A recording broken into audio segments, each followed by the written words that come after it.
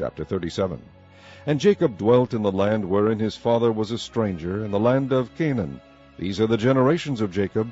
Joseph, being 17 years old, was feeding the flock with his brethren, and the lad was with the sons of Bilhah, and with the sons of Zilpah, his father's wives, and Joseph brought unto his father their evil report. Now Israel loved Joseph more than all his children, because he was the son of his old age, and he made him a coat of many colors. And when his brethren saw that their father loved him more than all his brethren, they hated him, and could not speak peaceably unto him. And Joseph dreamed a dream, and he told it his brethren, and they hated him yet the more. And he said unto them, Hear, I pray you, this dream which I have dreamed.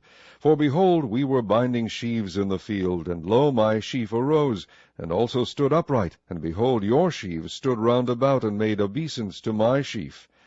And his brethren said to him, Shalt thou indeed reign over us, or shalt thou indeed have dominion over us? And they hated him yet the more for his dreams and for his words. And he dreamed yet another dream, and told it his brethren, and said, Behold, I have dreamed a dream more. And behold, the sun and the moon and the 11 stars made obeisance to me. And he told it to his father and to his brethren. And his father rebuked him, and said unto him, What is this dream that thou hast dreamed? Shall I and thy mother and thy brethren indeed come to bow down ourselves to thee to the earth? And his brethren envied him, but his father observed the saying. This ends side A. And his brethren went to feed their father's flocks in Shechem. And Israel said unto Joseph, Do not thy brethren feed the flock in Shechem? Come, and I will send thee unto them. And he said to him, Here am I. And he said to him, Go, I pray thee, see whether it be well with thy brethren, and well with the flocks, and bring me word again. So he sent him out of the vale of Hebron, and he came to Shechem.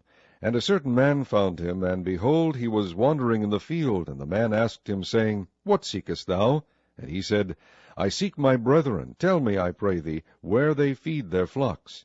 And the man said, They are departed hence, for I heard them say, Let us go to Dothan. And Joseph went after his brethren, and found them in Dothan. And when they saw him afar off, even before he came near unto them, they conspired against him to slay him. And they said one to another, Behold, this dreamer cometh. Come now, therefore, and let us slay him, and cast him into some pit, and we will say, Some evil beast hath devoured him, and we shall see what will become of his dreams. And Reuben heard it, and he delivered him out of their hands, and said, Let us not kill him. And Reuben said unto them, Shed no blood, but cast him into this pit that is in the wilderness, and lay no hand upon him, that he might rid him out of their hands, to deliver him to his father again. And it came to pass, when Joseph was come unto his brethren, that they stripped Joseph out of his coat of many colors that was on him. And they took him, and cast him into a pit. And the pit was empty, there was no water in it. And they sat down to eat bread, and they lifted up their eyes, and looked. And behold, a company of Ishmaelites came from Gilead with their camels, bearing spicery and balm of myrrh, going to carry it down to Egypt. And Judah said unto his brethren, What profit is it if we slay our brother, and conceal his blood? Come, and let us sell him to the Ishmaelites, and let not our hand be upon him, for he is our brother and our flesh. And his brethren were content. Then there passed by Midianites merchantmen, and they drew and lifted up Joseph out of the pit, and sold Joseph to the Ishmaelites for 20 pieces of silver. And they brought Joseph into Egypt. And Reuben returned unto the pit, and behold, Joseph was not in the pit, and he rent his clothes. And he returned unto his brethren, and said, The child is not, and I, whither shall I go? And they took Joseph's coat, and killed a kid of the goats, and dipped the coat in the blood. And they sent the coat of many colors, and they brought it to their father, and said, This have we found. Know now whether it be thy son's coat or no. And he knew it, and said, It is my son's coat. An evil beast hath devoured him. Joseph is without doubt rent in pieces.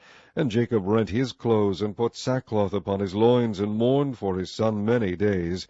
And all his sons and all his daughters rose up to comfort him. But he refused to be comforted, and he said, For I will go down into the grave unto my son mourning. Thus his father wept for him. And the Midianites sold him into Egypt unto Potiphar, an officer of Pharaoh's, and captain of the guard.